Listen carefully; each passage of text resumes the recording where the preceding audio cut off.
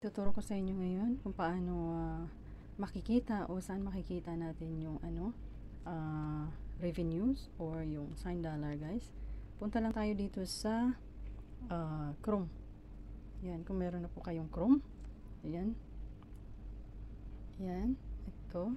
Kung meron na po kayong Chrome, ako kasi meron na po nakalagay.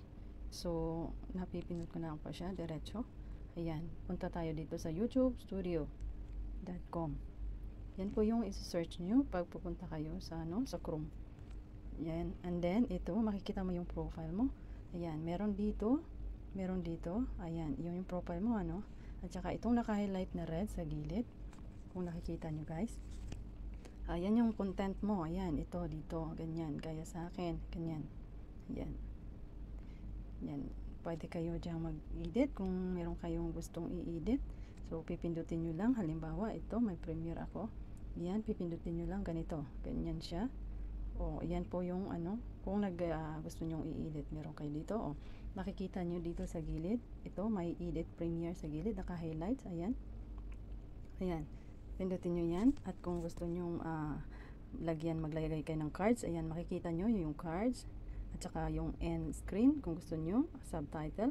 At kung gusto nyo makita kung bakit may copyright kayo, dito nyo rin makikita. Ito nakikita nyo restrictions. Ayan, none po ang nakalagay dyan. So, ibig sabihin, hindi po siya, dahil hindi pa po siya so, ibig sabihin, wala yan, guys. Kasi none. So, kung merong copyright, guys, nakalagay dyan is copyright. So, dyan mo rin siya ipipindutin at i-edit mo siya. Or kung gusto mong, kung anong action ang gagawin mo, ay may mapipilian ka doon kapag pupuntahan mo yung restriction na yan. Kung may nakalagay na copyrights, guys. So, hindi tayo makapunta dyan dahil wala naman, none ang nakalagay. So, wala tayo dyan. So, ngayon, ang hinahanap nyo is yung sa revenues. So, babalik tayo doon sa ating content. Ayan. I-back lang po natin. Ayan. So, bumalik na po tayo dito sa ating content. Pipindutin natin ngayon. May nakikita kayo dito sa gilid, guys. Dito. May nakikita kayong sign dollar, diba? Ayan. I-highlights ko siya. Ayan. So, pipindutin natin siya ngayon. Yan. Makikita nyo dito yung ilan na po yung subs nyo at saka yung inyong what hour. Ayan. Ayan. Diyan po makikita. Ayan yung sa akin. So, ayan. Nakikita nyo. Ayan. Ayan. Ayan. So, makikita nyo siya. Ayan. Ayan. Dito po makikita yung what hour at saka yung subscription. So, ayan. Kapag kayo ay ready to monetize na, makikita kayo may isi-send sa inyo na email si Lolo. So, ito ang gagawin nyo. Pindutin nyo lang po yung sign dollar. Ayan. Mapupunta na po kayo dito at makikita niyo yung what hour nyo kung magkano na po. Ayan. Tsaka, marami kayong may i-edit dito. Nandito yung library. Kung gusto nyo yung sinasabi ko kanina na kung may copyright kayo at kung gusto nyo mag-change ng music or ito po sa baba. Diba may nakikita kayo? Yan, mapipindot nyo po. Library po yan. Diyan po kayo pwedeng pumili ng kung anong ipapalit niyo kung gusto nyo magpalit ng music. Ayan. At saka ito naman yung C is yung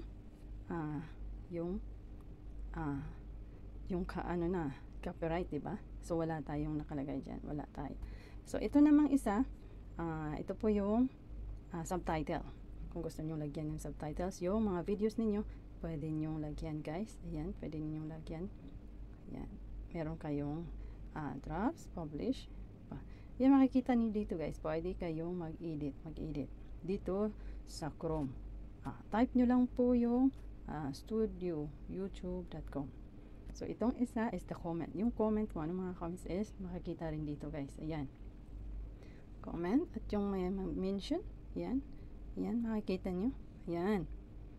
Yan yung sa akin. So, sabihin, yung mga nagme-mention, yung mga nag-comment is nandito. Makikita nyo kung sino sila, guys.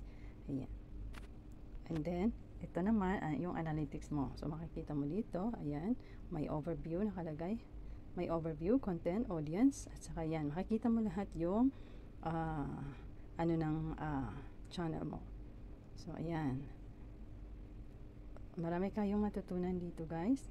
So, ayan. So, i-close muna natin dito. Then, ito. Pindutin natin yung tatlong guhit.